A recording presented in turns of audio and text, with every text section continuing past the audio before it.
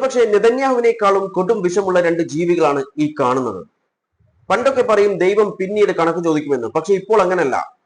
ഇപ്പോൾ ആർക്കും സമയമില്ല, അതുപോലെ ദൈവത്തിനും സമയമില്ല. അതുകൊണ്ട് ചെയ്തതൊക്കെ ഇപ്പോൾ തന്നെ വാങ്ങിച്ചിട്ട് പോയിക്കൊള്ളണം. അപ്പം കിട്ടിയിരിക്കും. അതായത് ഓൺ ദ സ്പോട്ടാണ്. ചെയ്തത് എന്താണോ അതിനുള്ളത് കിട്ടിയിരിക്കും. കിട്ടി ബോധിച്ചിട്ടുണ്ട് അവർക്ക്.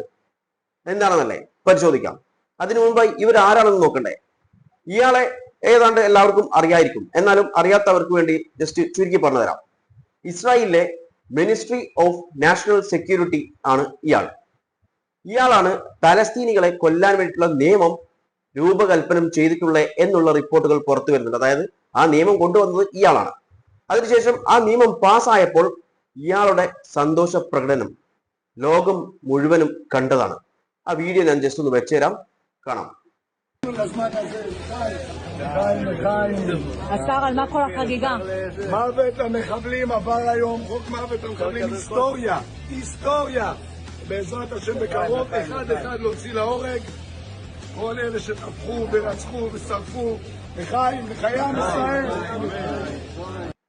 ഇത് മാത്രമല്ല, ഇതിനു മുൻപ് അവിടെ പാർലമെന്റിൽ നിന്ന് ഈ ബില്ല് പാസ്സായപ്പോൾ അയാളുടെ സന്തോഷം കാണണമായിരുന്നു. അതായത് ആളുകളെ കൊല്ലാനുള്ള നിയമം ഉണ്ടാക്കിയപ്പോൾ അയാളുടെ മുഖത്തുണ്ടായിരുന്ന ആ സന്തോഷം ഇയാളെയൊക്കെ മനുഷ്യഗണത്തിൽ കൂട്ടാൻ പറ്റില്ല.